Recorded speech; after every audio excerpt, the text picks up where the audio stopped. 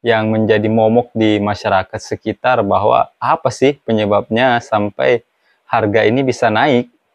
Ibu-ibu, cewek-cewek yang lain yang suka pakai skincare, ini salah satu. Halo, assalamualaikum warahmatullahi wabarakatuh. Kembali lagi dengan saya. Hari ini kita berada di dalam ruangan ya. Akhir-akhir ini saya lihat harga sawit di informasi di sekitar kita terus melonjak naik ya, sudah masuk ke angka Rp2.820 ya. Itu angka tertinggi di tahun ini. Ini menjadi topik yang menjadi momok di masyarakat sekitar bahwa apa sih penyebabnya sampai harga ini bisa naik. Saya mencoba mentelisik, mempelajari apa penyebab dari harga naik ini. Apakah ada permainan di dalam atau memang karena ada beberapa hal sehingga harga ini naik.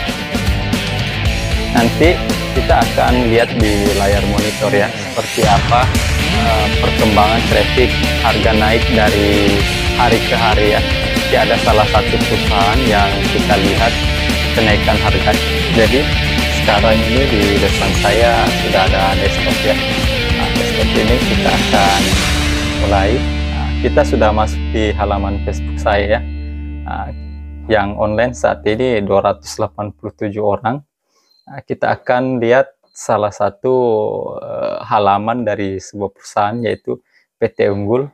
Ini PT Unggul Widya Teknologi Lestari ya. Perusahaan ini berada dekat dengan domisili saya. Jadi di sini kita lihat bahwa pantauan harga sawit hari ini yaitu 2.820. Ini 24 jam yang lalu ya. Itu 24 jam yang lalu pada tanggal 8 ya, 8 bulan 11 2024. Terus kemarinnya 3 hari yang lalu itu harga 2.770 ya. Selanjutnya 6 hari yang lalu 2.720 juga. Jadi ini dalam beberapa hari mengalami kenaikan terus-menerus. Terus-menerus terjadi kenaikan mulai dari bulan yang kita pantau, mulai dari bulan Agustus ini. Bulan Agustus naik di harga 2.440 ya. Dia naik terus, sampai di bulan November ini dia naik di angka 2.820. Ini angka tertinggi di tahun ini ya. Ada beberapa faktor yang saya pantau ya, penyebab harga sawit naik ini. Faktor pertama itu nilai tukar rupiah dengan dolar terus menurun ya. Kita perlu ketahui bahwa nilai tukar dolar mencapai 15.627. Ini sangat tinggi nilai tukar dolar ini, sehingga menyebabkan harga naik terus karena penjualan ke internasional. Terus permintaan global. Permintaan global ini tinggi karena digunakan sebagai bahan biodiesel seperti kendaraan bermotor, mesin-mesin, dan alat-alat lainnya.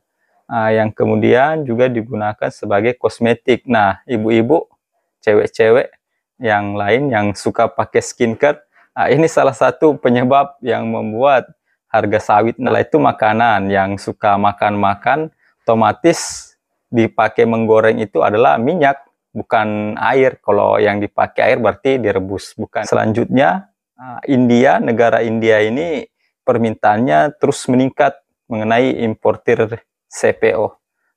Entah kenapa permintaan meningkat, apakah kebutuhan dalam negerinya memang sangat diminati atau ada maksud tertentu. Selanjutnya penurunan produksi. Nah, ini PR besar bagi kita semua. Saat musim kemarau produksi itu menurun.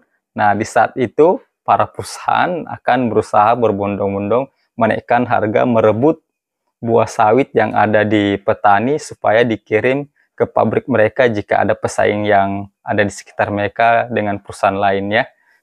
Nah, kita petani harus cerdas dong ketika musim trek ya, paling tidak sebelum terjadi trek, kita jaga kondisi air agar tetap terjaga, kita penuhi nutrisinya seperti pemupukan, perawatan, dan pemanenan yang tepat waktu ya, bukan pada saat harga naik biar masih mengkal sudah kita kasih turun. Saat buah harganya murah, buah busuk-busuk di atas kita biarkan karena perhitungan rugi. Jadi harus cerdas ya, jadi petani jangan mudah terprovokasi dengan harga. Setelah berselancar tadi di media sosial, perlu kita simak bahwa harga ini akan terus kemungkinan naik ya. Prediksi saya di akhir-akhir tahun ini harga akan terus naik karena masa trek ini kemungkinan akan berlangsung sampai di tahun depan ya. Jadi perlu kita sadari dan perlu kita ingat di garis bawahi ya, harga ini tidak selamanya mahal dan tidak selamanya ketika turun tidak selamanya murah. Jadi ketika harga naik, produksi menurun, kita harus bisa manage keuangan kita ya. Jadi tanaman tetap terawat, tetap kita berikan pemupukan, perawatan, sehingga tanaman berproduksi dengan baik. Tapi produksi yang baik ujung-ujungnya kita mengharapkan nilai ekonomi yang seimbang ya, agar tetap bisa berlangsung dalam bertani.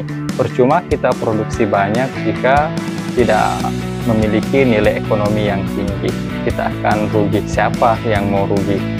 Saya juga tidak mau rugi ya. Jadi harus balance antara pemasukan dan pengeluaran. Oke, terus ikuti saya dengan cara like, komen, share, dan beri star jika perlu. Di pembahasan kali ini saya berusaha untuk memberikan yang terbaik ya, dan saya memberikan ini dalam pembahasan yang menggunakan bahasa-bahasa sederhana saja, karena penonton saya mungkin dari berbagai macam latar pendidikan, jabatan, budaya, sosial, dan ekonomi ya. Jadi saya berusaha untuk tetap seimbang dalam memberikan informasi ya. Cukup sekian dari saya. Salam Planter Indonesia.